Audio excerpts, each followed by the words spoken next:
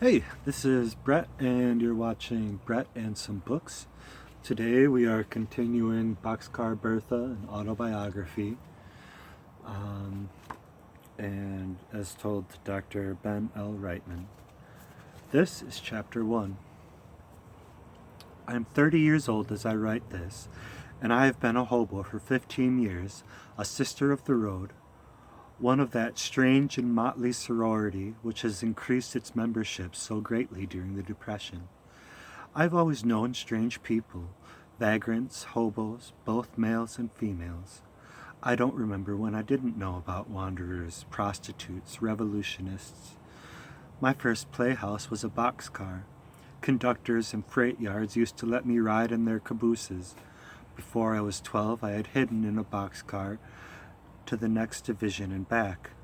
Police and pinches, jails, bug houses, and joints seemed to have been always part of my life. When I knew that a man was stealing, or a woman hustling, or some poor girl going nutty, or that a guy was on the lam, or learned that a pimp was living with 4 women, it all seemed natural to me, an attitude given to me by my mother, to whom nothing was ever terrible, vulgar, or nasty. Our family never had any hard luck, because nothing seemed hard luck to it. Nor was it ever disgraced, for there was nothing which it would acknowledge as disgrace. When my mother changed her husband, I simply took it for granted. When I was pinched the first time for riding in a boxcar, it didn't seem unusual to me. Many of the men and women I knew had been arrested for the same thing. In my world, somebody was always getting arrested. My mother was arrested when I was a baby because she wouldn't marry my father. As I grew up, if we missed a meal or two now and then, or a half-dozen meals, it wasn't anything to get excited about. All my life I have lived with hungry and lonely people. My mother wasn't what the world would call a good woman. She never said she was.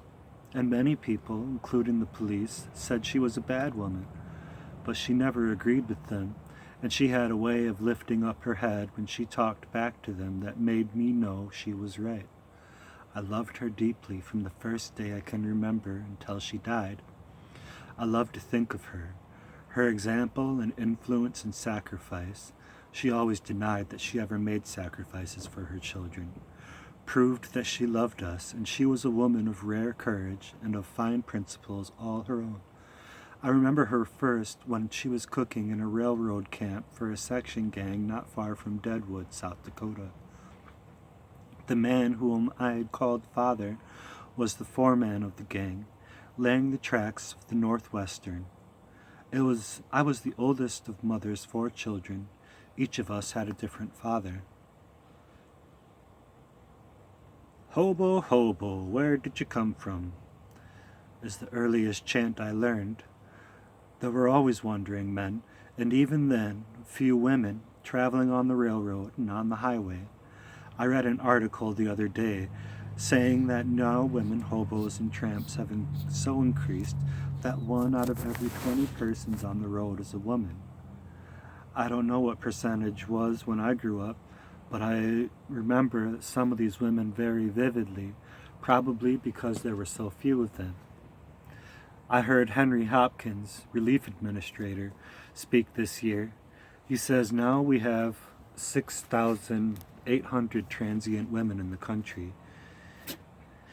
The count is taken from the government shelters and transient bureaus. There must be twice that many actually unattached and hitchhiking and riding freights and walking about the country. That would make 13,600 women, sisters of the road as the men call us. No wonder people are writing books about us. My childhood was completely free and always mixed up with the men and women on the road. There weren't many dolls or toys in my life, but plenty of excitement. We were set down on the side tracks in the midst of vast hills and ravines. We used the river for swimming and washing. I learned my first spelling from the names on the boxcars. What early geography I knew, I learned by asking the men about the towns and cities, the names of which were chalked up on the cars. I learned numbers by counting the cars on long freights. I don't ever remember anyone telling me a real fairy story in my whole childhood, but the tales of the Gandhi dancers and of the bundle stiffs, of their jobs in the wheat fields of Minnesota and the rides on the blinds to and from them, of the breathtaking yarns of mushing in Alaska or getting pinched in San Francisco, or of drunken brawls in New Orleans dives were thrillers I remember to this day. Some of the men in the gang had their families with them. Half the kids that boasted that their cradles had been handcars. We took for playthings all the grand new miscellany to be found in the railroad yard. We built houses of railroad ties so big that it took 4 of us to lift one of them in place. We invented games that made us walk the tracks. We crossed pins on the main tracks and let the big engines crash over them and leave tiny pairs of scissors for us. We played with the men's shovels and picks and learned to use them, and we lined up to the wave with the ceremony to the passenger trains that thundered by. We girls dressed just like the boys, mostly in hand-me-down overalls. No one paid much attention to us. They saw to it that we had something to eat and a place to sleep at night, and they saw to it we did our simple chores. But the men never thought of changing their conversation in front of us. The men worked hard and the women worked harder. Mother was always busy cooking and serving meals and cleaning, and she taught me and the other girls how to cook and clean and to wash men's clothes. Bertha, she would say, as long as you can keep men clean and well fed and love them a little, they'll be perfectly satisfied. They're all babies. They need to be looked after. Teach them to depend on you, but never let them make a slave of you. Mother was a handsome blonde, straight-shouldered, deep-breasted, with penetrating steel-gray eyes, and with a sort of glow about her that attracted everyone, especially when she talked. She was the kind of woman who looks after everyone, and everybody called her Mother Thompson, even though she was so young that all the tramps, as well as all the others, tried to make love to her. Her father, Moses Thompson, was a Kansas pioneer who spent his whole life trying to right the wrong of the oppressed. He was an abolitionist. When he was yet in his teens, he worked with John Brown, and he served in the Civil War.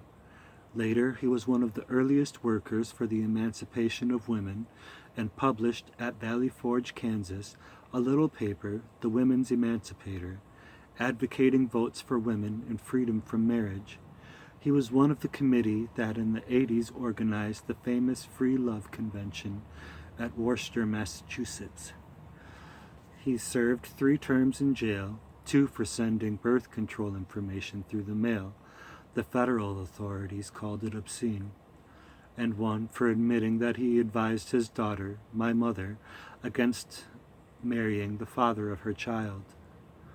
When Mother was 20, Grandfather was living on the farm and publishing his little paper. Walker C. Smith, an active free thought and eugenist propagandist, a man of 40, stopped while making a tour of the West. He had corresponded with Grandfather. He stayed at the farm and corresponded with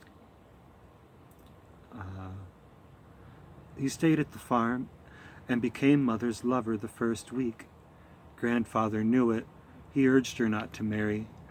During the last months of her pregnancy, the neighbors began to talk, and 5 days after I was born, the village parson, the sheriff, and 3 good citizens came and asked bluntly whether Mother was married or intended to marry.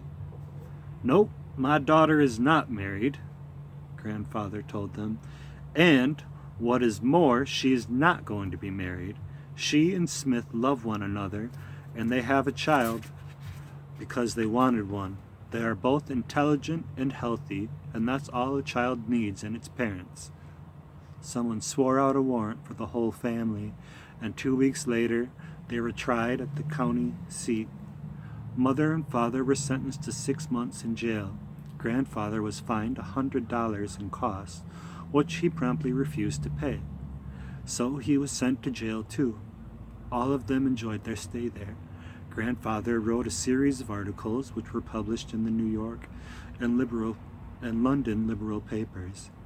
Father caught up on his back reading. Mother did the jail cooking and sewing, nursed me, and studied Esperanto and socialism.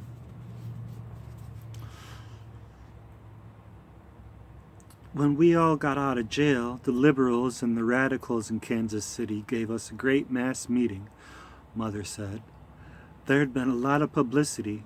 You made your first public appearance there, in my arms, held high for all those people to see. My father did not go back to the farm with Mother and Grandfather.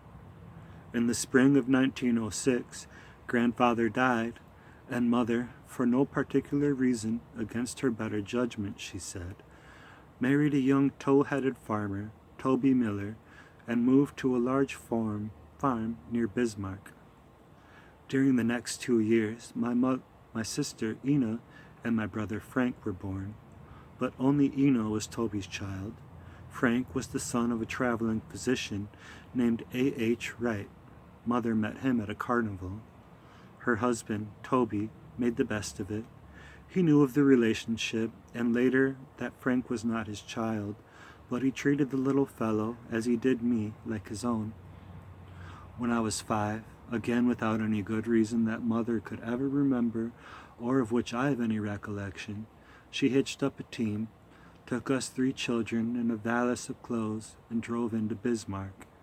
Before nightfall, she had found a job as a cook in a nearby construction camp, and within a month was living with the foreman of the gang, who always referred to us as my wife and children. 11 months later, my sister, Margaret, was born. Mike Blake, our new father, was a husky, silent man, heavy-handed with the men, but having for my mother a respect and devotion, and for all of us a rough tenderness. He gave us children as much care as if we had been his own. He worked hard and drank hard. Drunk or sober, he was good to Mother, and if he was ever jealous, and he had much cause, he was most successful in hiding it. This period with Mike left an impression on me. There was a security in the rough way he bossed the men and Mother and us. Mother seemed to take a fierce delight in the heaviest kind of work for him. By watching her there, I learned the urge I know so well now for serving men who work and drink and talk. Across our boxcar threshold came many men, of those of the gang who missed women folk and who had talk to offer, and various dirty, footsore, gay, and bedraggled hobos, all of them bringing in to us the world of careless living detached from the rest of the world. There were few women hobos those days.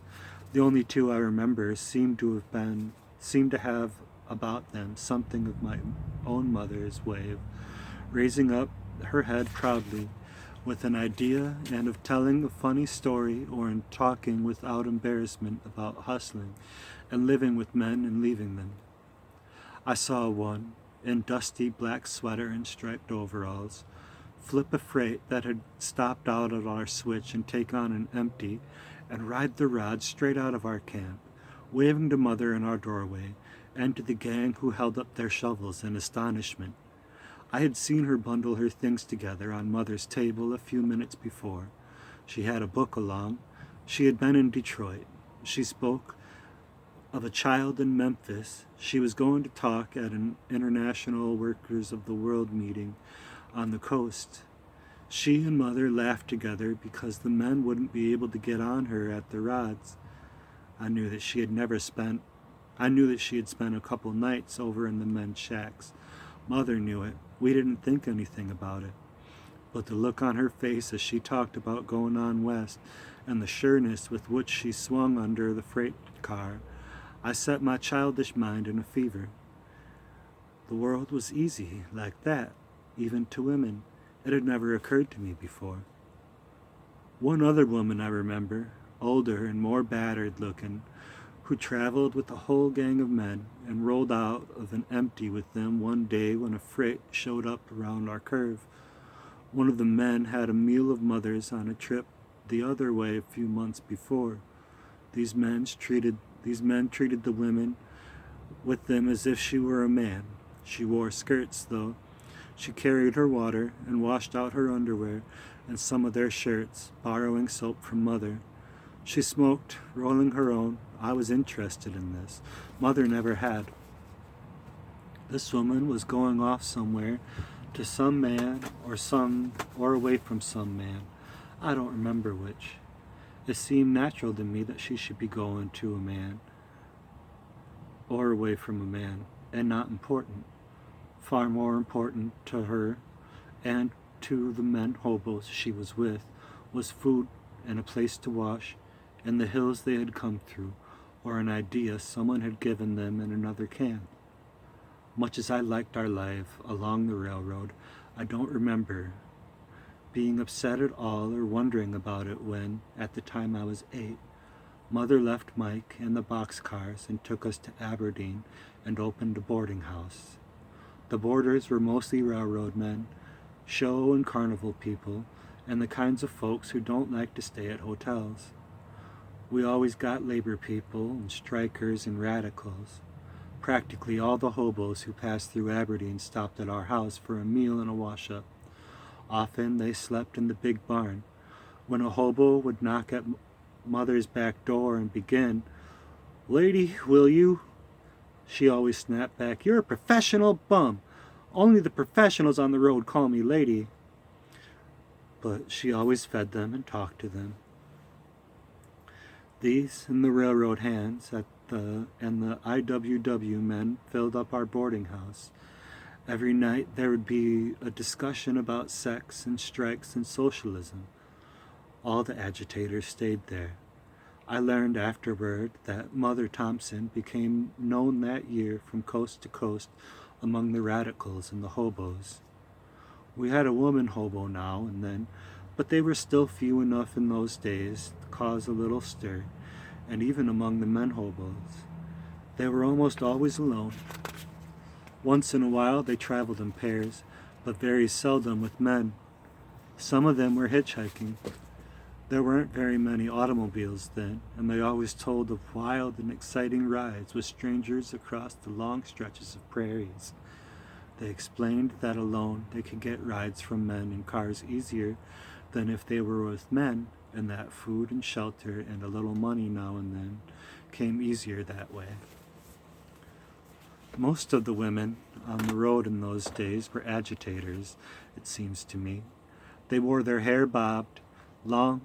They talked excitedly and got the men hobos all roused up to go to San Francisco or wherever they were going for some meeting.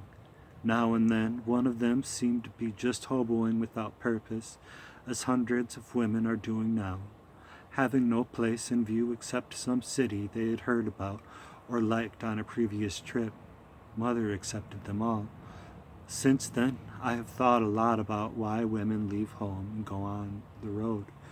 I've decided that the most frequent reason they leave is economic, and that they usually come from broken or from poverty-stricken homes. They want to escape from reality, to get away from misery and unpleasant surroundings. Others are driven out by inability to find expression at home, or maybe because parental discipline. Some hobo their way about to far-away relatives, or to seek romance. The dullness of a small town or a farm, made worse by long spells of the same kinds of weather, may start them off. Or some want better clothes, but others are just seized with wanderlust. The rich can become globetrotters, but those who have no money become hobos. Some of the women I knew way back there in Aberdeen fell into this class, I guess. And I did too, when I first took the road, and wanting freedom and adventure such as they had, with maybe a few of the other things thrown in. But I never wanted to leave home because home wasn't exciting. Ina and I went to public school a little over 2 years in Aberdeen. I don't remember much about it. We also went to Sunday school and to every revival and to any kind of meeting that came to town. We played with a lot of kids who ran around as we did. Mother took us to hear everybody, quoting grandfather, "The more you hear, the more you learn, the better you will be to judge for yourself."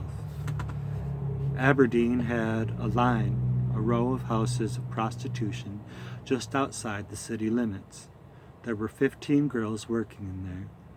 They were not allowed to visit generally in the town. They were not even permitted to shop. They had to go direct from the depot to the joints. The police watched them closely, but they let them come to our house. They would come in for a meal. Sometimes their lovers and their pimps would stay as paying boarders. Sometimes the girls would take me to their joints for a visit. I was fascinated. Quickly I learned how they conducted their business. I suppose you will be horrified when I say that it did not disgust me. It seemed like any other business to me. Mother did not seem to have any objection to having me visit these girls. She did not seem to mind their talk in front of me. She accepted it as she did the stories other women and men brought in of labor meetings in Birmingham and of hoboing across the country for Idaho apple picking. It may seem unkind, undaughterly, and disloyal of me to relate these things about my mother, but if I am to tell an honest story of my life and the influences that molded it, I must begin it, as I have, by telling about my mother. Thank you. Please like and subscribe.